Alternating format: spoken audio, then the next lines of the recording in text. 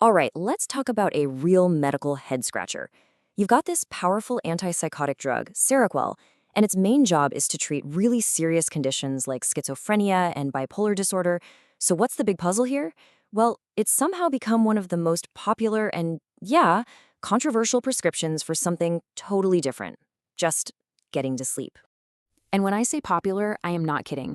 We're talking over 9 million prescriptions for Seroquel filled every single year just in the United States. To give you some perspective on that, that number is right up there with actual dedicated sleeping pills, which is kind of mind-blowing for a drug in this class. So, this is the core mystery we're diving into. How in the world did a heavy-duty medication, one with some really specific warnings and approved uses, totally reinvent itself as this go-to fix for a completely different problem? And you can see the difference right here. I mean, it's night and day.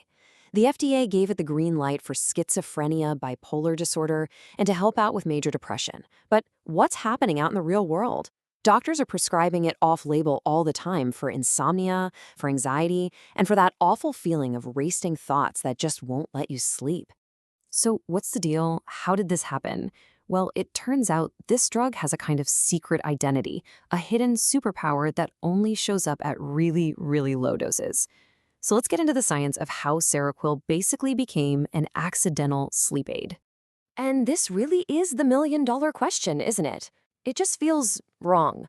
Why would you use a drug designed to handle something as serious as psychosis just to get a few hours of shut-eye? The answer, it turns out, isn't in what the drug is supposed to do, but in one of its most powerful side effects. Okay, so get this. The thing that makes you sleepy when you take Seroquel, technically it's just a side effect, but when you take the tiny doses people use for insomnia, that side effect becomes the star of the show.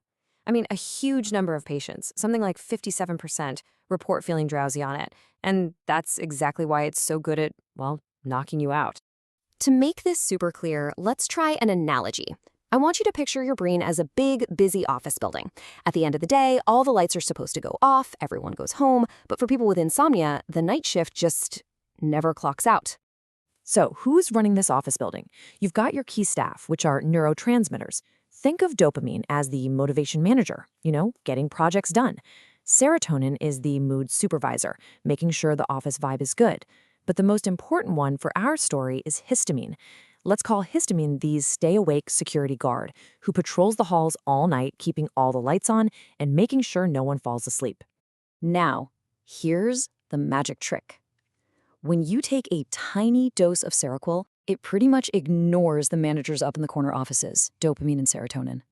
Instead, it marches right down to the front lobby, finds that stay-awake security guard, histamine, and tells him his shift is over. It basically sends him home for the night. You see, at these low doses, Seroquel is a really powerful antihistamine. And once that stay-awake guard is gone, the whole building finally powers down. And that right there is the drug's split personality. It's like two different medications in one bottle. At high doses, we're talking 300 to 800 milligrams, it's all about targeting dopamine to do its job as an antipsychotic. But at those tiny sleep doses, like 25 to 150 milligrams, it's pretty much just a histamine blocker. It's a completely different job, acting as a heavy-duty sedative. And you have to imagine, for someone who is just desperate for sleep, especially if their insomnia is fueled by anxiety and those racing thoughts, this effect can feel like an absolute miracle. I mean, one patient put it perfectly: it shuts my brain off. And when nothing else has worked, that feeling of forced silence in your head, that can be a lifesaver. Okay, but, and this is a huge but, that relief doesn't come for free. This is where the whole debate gets really intense, because just because something works doesn't mean it's the right tool for the job. We absolutely have to talk about the serious risks that come along for the ride. So let's start with the stuff you'd probably feel right away. A lot of people talk about that next day hangover, feeling super groggy. Then there's dizziness, which is a real worry for falls, especially in older folks. Dry mouth, constipation, and a big one, a major increase in appetite that often leads straight to gaining weight. But okay, here's the question everyone asks. Are those low sleep doses safe? Do they protect you from the really scary side effects of antipsychotics? For a long time, a lot of doctors thought, yeah, probably. But the newer data, well, it's telling us we need to be a lot more careful. The first huge concern is something called metabolic syndrome. It's basically a whole cluster of dangerous problems rolled into one. Even on those low sleep doses, studies are showing that up to 1 out of every 5 patients can gain a significant amount of weight. And that can spiral into high blood sugar, high cholesterol, and a much, much higher risk of getting type 2 diabetes and heart disease. And then there's something even scarier, tardive dyskinesia, or TD.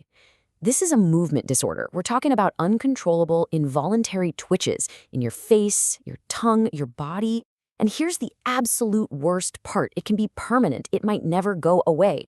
And the risk adds up over time. For every year you take the drug, your risk goes up by about 5%. That's a 1 in 20 chance every single year. And if that's not enough, there's the FDA's biggest, baddest warning, the black box warning. This is the most serious alert they can put on a drug, and it says point blank that antipsychotics like Seroquel increase the risk of death in elderly patients with dementia. We're talking about things like heart failure, pneumonia, or strokes. So you've got this incredibly powerful effect on one hand and these really serious risks on the other. It begs the question, when, if ever, does it make sense to use this for sleep? This is where it becomes a real balancing act, and you have to weigh the pros and cons so carefully. When you look at what the experts are saying, a pretty clear picture emerges. Look, for someone with just brutal, life-destroying insomnia, especially if they also have something like bipolar disorder or crippling anxiety where the drug is doing 2 jobs at once, okay, maybe it's a last resort worth considering. But for your average case of insomnia, or for someone who's older or already dealing with weight or blood sugar problems, the experts pretty much agree. The risks are just too high. And all of this really leads to the main takeaway, the one big idea I want you to remember from all this. And it's summed up perfectly in this analogy.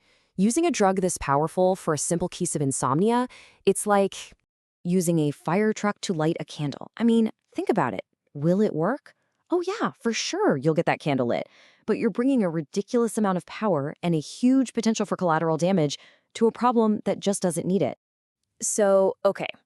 If the fire truck is total overkill, what should we be using instead? What are the smarter, safer ways to light that candle? Well, the good news is that sleep specialists have a whole playbook for this. And trust me, it does not start with an antipsychotic. The number one, top-of-the-line treatment is something called cognitive behavioral therapy for insomnia, or CBTI.